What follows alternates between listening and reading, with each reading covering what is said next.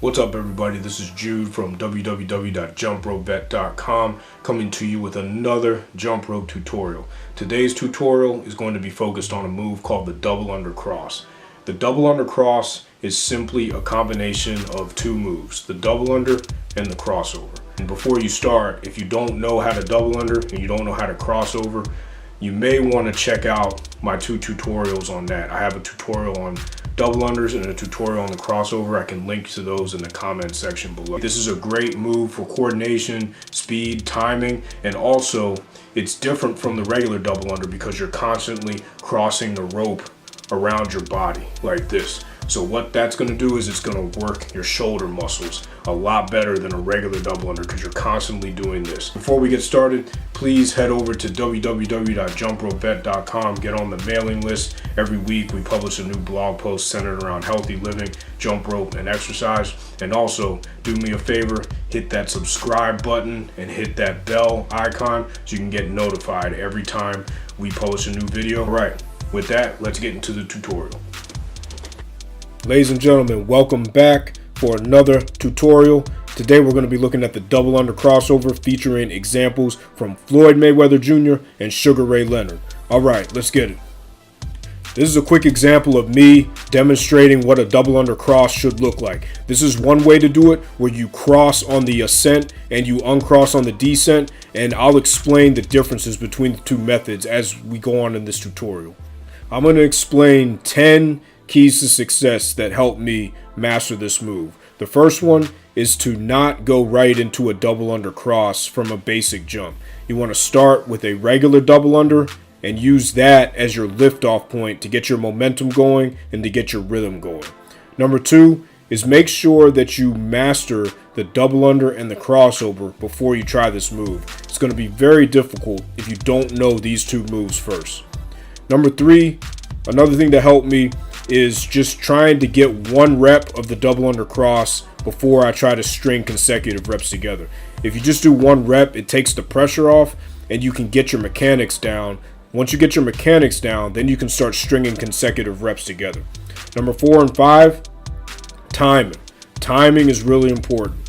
If you're using the Floyd Mayweather method of the double under cross, which is what I'm doing in this video, you want to time your cross with your takeoff and your uncross with your descent. Kind of like a regular double under where you're timing your wrist rotations. This time, you're timing your crosses with your takeoff and your descent.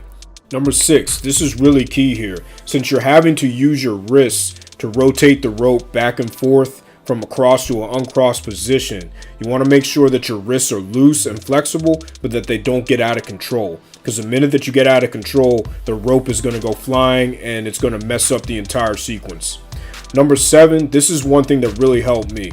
Rather than trying to focus on quick wrists at first and not jumping as high, you want to focus on jumping height. You want to jump higher and rotate your wrists a little bit slower in the beginning, so that gives you the opportunity to master the mechanics. Once you get the move down, then you can switch over to jumping at a lower height and rotating your wrists faster. Number 8, this is another important one, especially if you're using the method that I use, which is the Mayweather method, is you want to begin your crossing motion before you start jumping. So as you begin your takeoff, that's when you want to start crossing the rope. Number 9 and number 10 are important for any method that you use. When you cross, you want to bend your torso slightly forward, and then when you uncross, you want to bend back to a straight position. And we'll go over that later on in the tutorial. Alright, now we're going to take a look at the Floyd Mayweather method, which is the method that I recommend. So what he does here is he crosses on the way up and he uncrosses on the way down.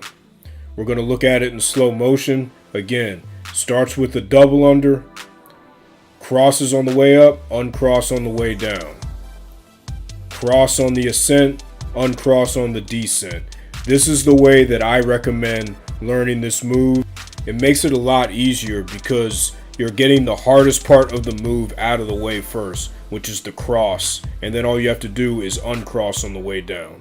Now we're going to look at why it's important to begin training with this move with a heavier short-handled rope. So as you can see here, I'm having to swing the rope a lot harder and faster because I'm using a short-handled, heavier rope. What this is going to do is it's going to build up my muscle and my endurance so that when I switch over to a lighter, long-handled rope, I'm going to be able to turn the rope much more quickly. You're going to see the difference here, because with this rope, I'm having to jump a lot higher and use a lot more strength to turn the rope around.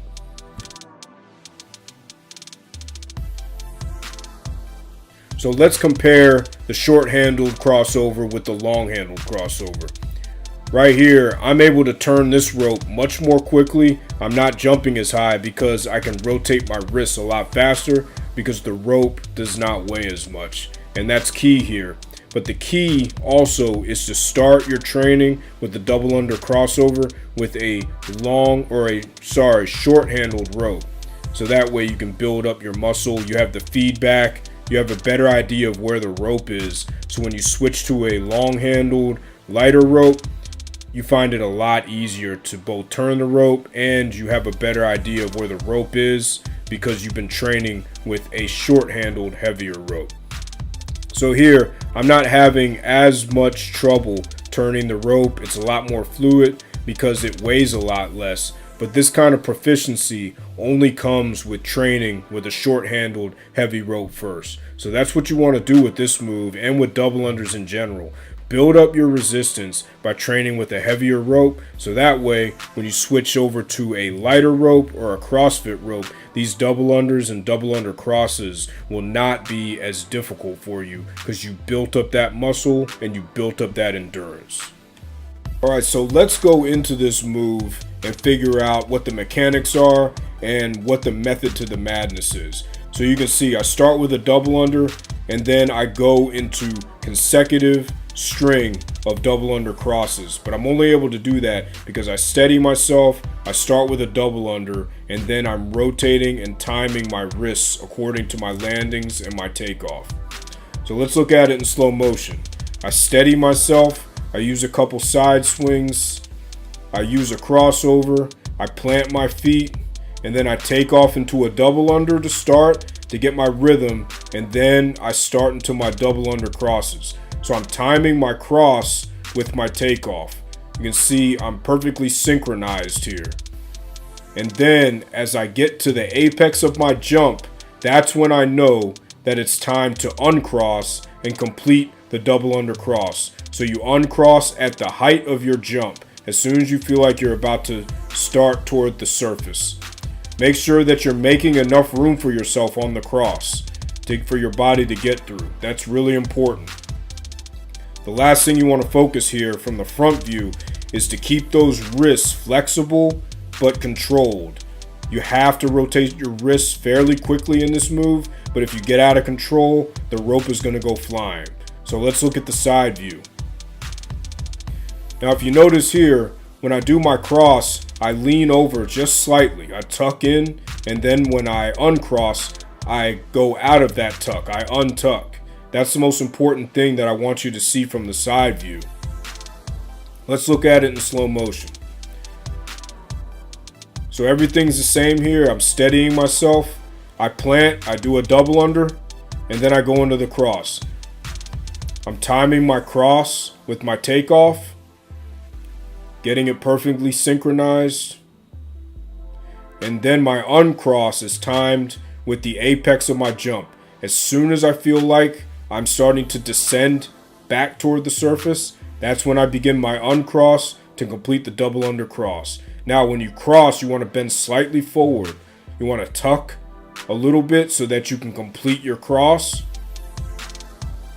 And then as you come out of your cross and you go into your uncross, you want to untuck and go to a straight body position on your way back down to the surface so that you can complete the double under cross. After you've done a few of those, you need to rest. You definitely earned it because this is a tough move and it takes a lot of ability to get it down.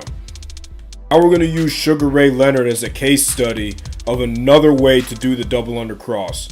What Sugar Ray Leonard is doing here is he's crossing on the way down, which is the opposite from the Mayweather method, where you cross on the way up and you uncross on the way down. So look at him here in slow motion. He's doing the double under, and then he's crossing on the way down and uncrossing on the way up. And this is just another way to do this move.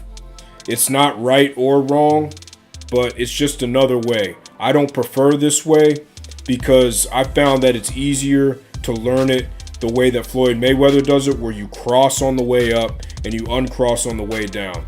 And the reason that is because the cross is the hardest part of this move.